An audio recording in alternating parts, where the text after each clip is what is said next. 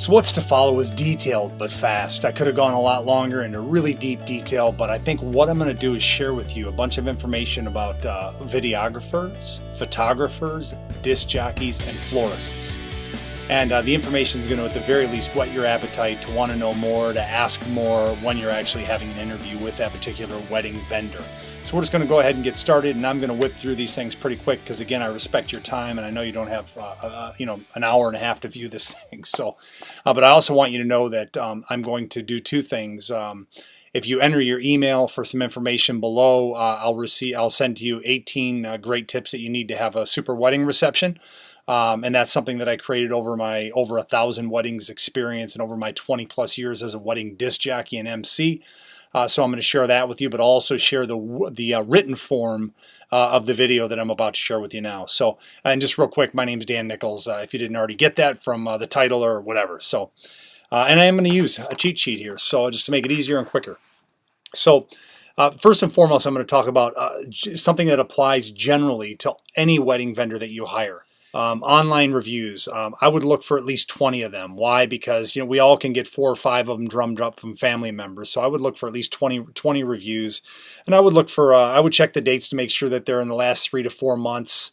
I would make sure that the wedding video, that the testimonies that you're going to read about any of the vendors that you hire, any of them, whatever it is, the facilities, the venues themselves, or the officiants, the DJs, the florists, all that stuff, that they have a similar vibe, the reviews. Why? Because what you're going to find is a common DNA, a common strand that kind of winds throughout all those. And then you're going to know that that's accurate and that's honest because you're going to hear it from 20, 30, 40. I mean, at this point in 2016, I got about 65 reviews on Wedding Wire, which I think is a really legit site, and I'll tell you why. Because I personally don't farm through or weed out any of my testimony at all. It is what people say, their opinions are of me. I would look for at least 20 reviews, and look for the similar vibe on that particular DJ. And that's important too when you're hiring a larger service. Are you hearing about that particular DJ over and over and over again, or are you just seeing a couple from this guy, a couple from that guy? That's important to look for. Next up, after the review piece, I would say consider price is often tied to confidence. For example, a great photographer will often charge more simply because he or she can. That's it. They have enough demand for their service, enough pressure for their services on a given date or a given month that they're able to charge top dollar for what they do. It's very simple. It's part of capitalism. It's supply and demand. And if you don't book them, somebody else will on their date. That's how that works. And again, this is in general stuff. Be sure that you're talking to the person that will actually be at your wedding at whatever level works for you.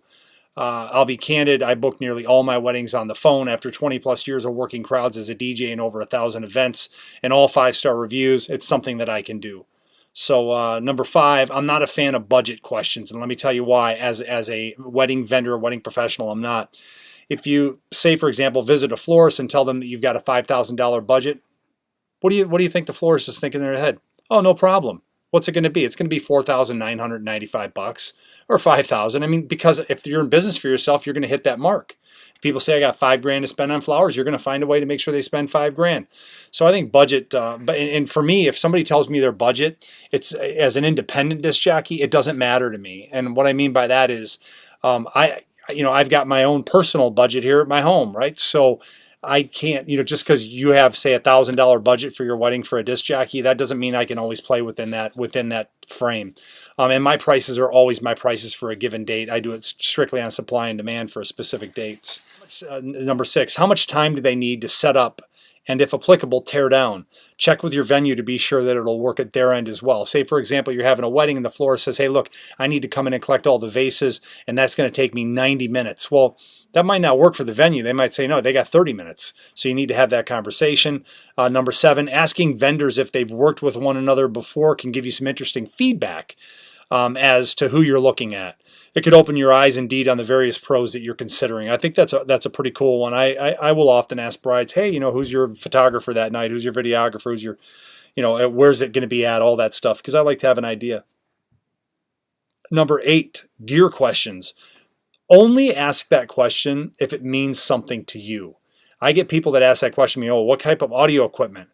And, and I ask them, I say, oh, do you know about audio equipment? And 99% of the time they tell me no. It just happens to be a question that's on my sheet here that they told me to ask. Look, if you're DJ or you're photographer, videographer, florist, whatever, or venue, if they've got 5-star reviews, or 4.5 on up, you can be pretty sure that they probably got decent gear. So I would keep that in mind.